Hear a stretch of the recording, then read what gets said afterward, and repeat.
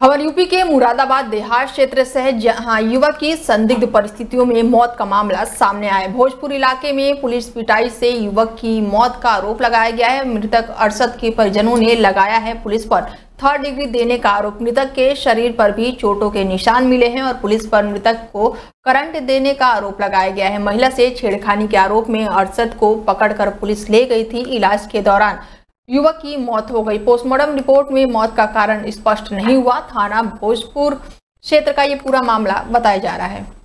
Hardoi road के Ganga expressway के पास एक निजी बस पलटने से बैठे यात्री गंभीर रूप से घायल हो गए। बस पलटने से मौके पर ग्रामीण दौड़े और एम्बुलेंस और पुलिस को सूचना दी। मौके पर पहुंची पुलिस ने सीएससी में घायलों को भर्ती कराया और जानकारी के अनुसार निजी बस जो कि बिलग्राम से सवारी भरकर हरदोई के लिए जा रही थी, तभी अचानक बस अनियंत्रित होकर सड़क के किनारे पलट गई और बस में तेजी से चीख पुकार होने लगी और मौके पर अफरा तफरी का माहौल बन गया। तो वहीं घायलों ने बताया कि ड्राइवर की लापरवाही की वजह से आगे ट्रक आ गया था और गाड़ी को खाई की तरफ अधिक काट दिया था। बस इसी कारण 6 लोग इस हादसे में घायल भी हुए हैं और सभी घायलों को अस्पताल में भर्ती कराया गया है।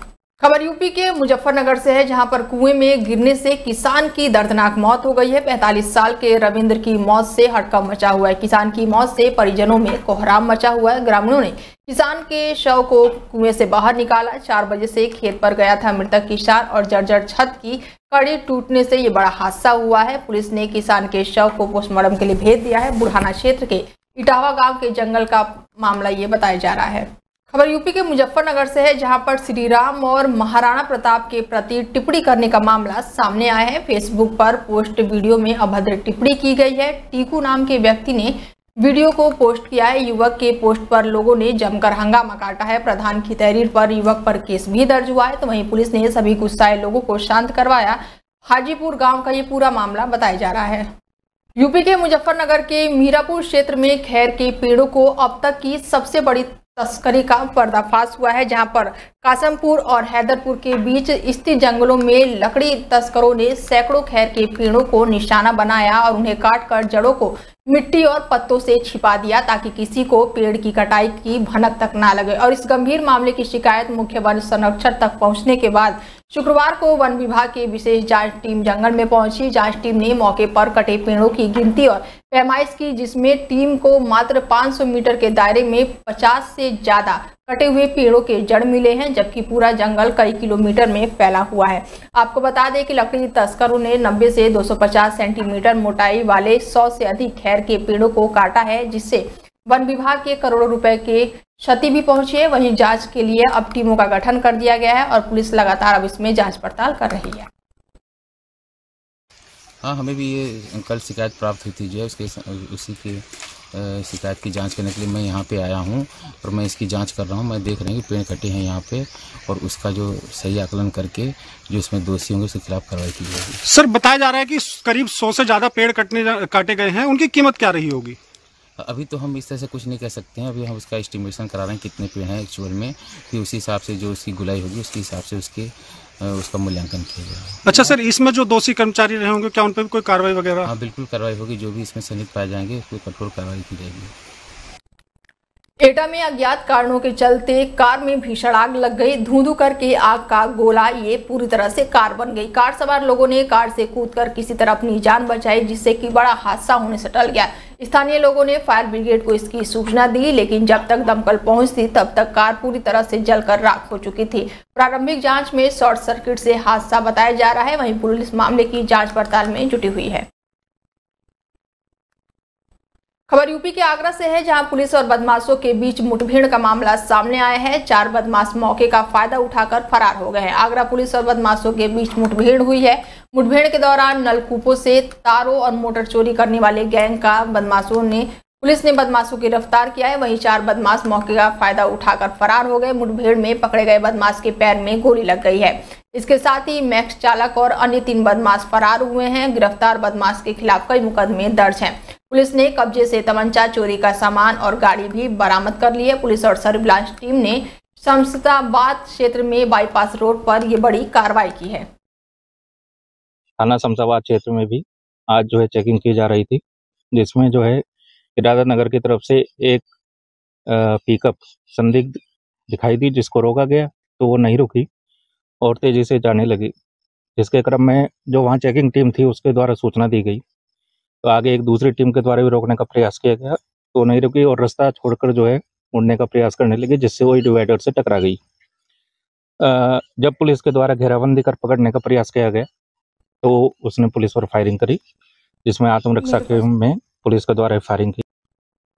खबर यूपी के अलीगढ़ से है, जहां दोस्त ने की है अपने दोस्त के छोटे भाई की हत्या कर दी है। पुलिस और आला अधिकारी आरोपी से पूछताछ में जुटे हुए मासूम किशोर की हत्या कर जलाया और शव को गड्ढे में दफना दिया। 17 जून से लापता किशोर का शव आरोपी के निशानदेही पर गड्ढे में बरामद मिला है। इलाके की पुलिस और आला अधिकारी आरोपी से पूछताछ में जुटे हुए, तो फॉरेंसिक टीम भी घटनास्थल पर जांच पड़ताल में जुटी हुई है। इसके साथ ही ये घटना मेसुआ गांव की बताई जा रही है। मेरा भाई गुम हो गया था 17 तारीख को शाम 3 बजे। आज मिला है वो। आज मेरे साथ का लड़का है मनोज, उसके द्वारा मारा गया है वो। नहीं, पूरी घटना बताएं, किस तरह से आपने ढूंढा था, पुलिस में शिकायत की थी, किस तरह से वो किया था? ढूंढा तो हमने 3 दिन से लगा था। वो हमारे साथ घूम रहा है, हमारे पर्चा लगा रहा है, मेरे भाई की तरह ही था। वो भी हमारे साथ उठ रहा है, खा रहा है, पी रहा है, सब चीज़ हमारा है। मेरे भाई का, छोटे भाई का दोस्त था वो तगड़ा।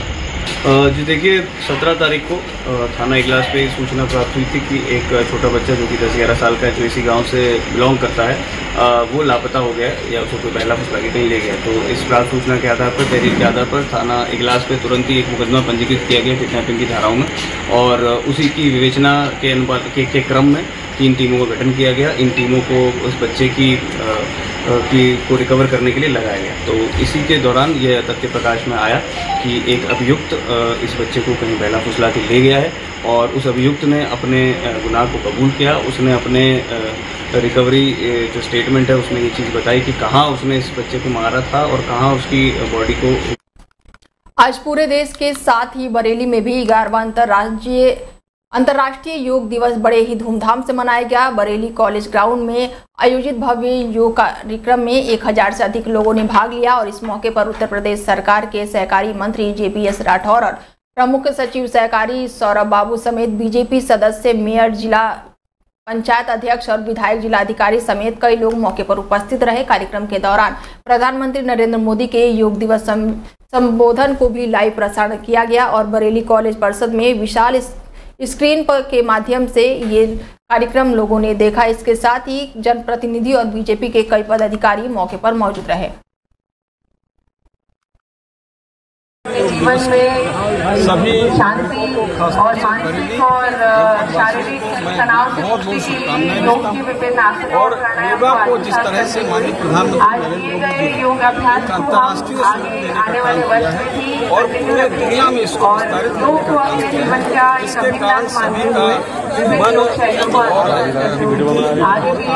और शरीर हर चीज लाभान्वित हुई है। शरीर लाभान्वित हुआ है।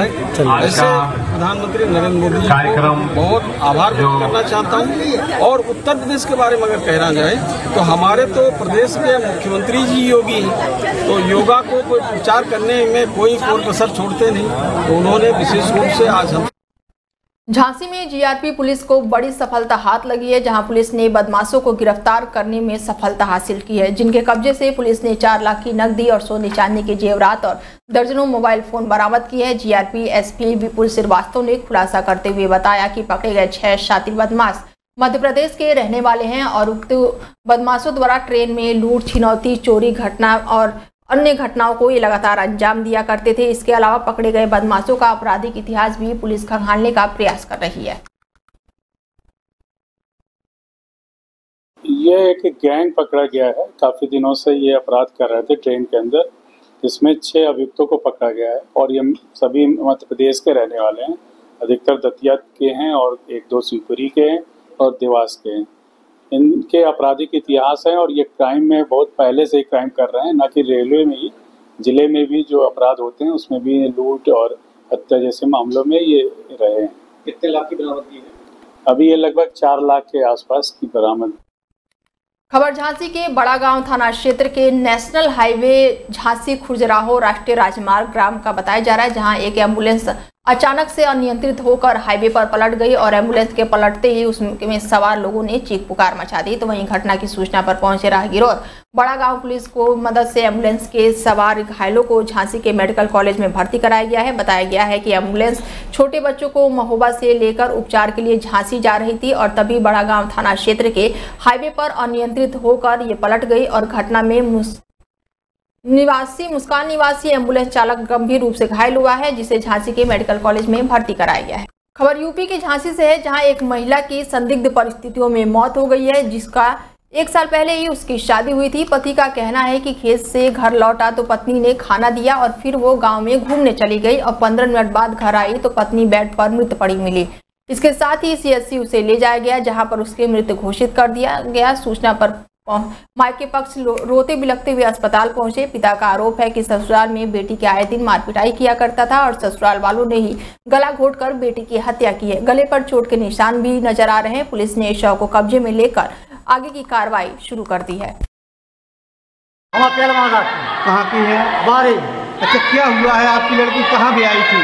भाई लड़की भी आई थी मैं छपार में हती शादी में, तो हमको पता नहीं किया उन्होंने फ़ोन किया कि ये हुआ तो उन्हें अस्पताल में तबीयत खराब है। वे घर से मार के लेके आए लड़की को, हमको नहीं बताया लेके किया कुछ किया। आपका कहाँ के रहने वाले हो? मेरा नाम पवन है, मैं छपार का रहने वाला हूँ। मैं हार के कोर्ट में गया था सुबह 7 बजे, अभी शाम को 4:30 बजे करीब आया। खाना दिया हमने।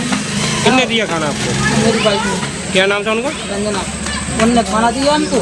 खाना देने के बाद खाना खा के हम चले गए घूमने के लिए। 10-15 मिनट बाद आए तो पानी पीने के लिए आए थे हम, तो बेड पे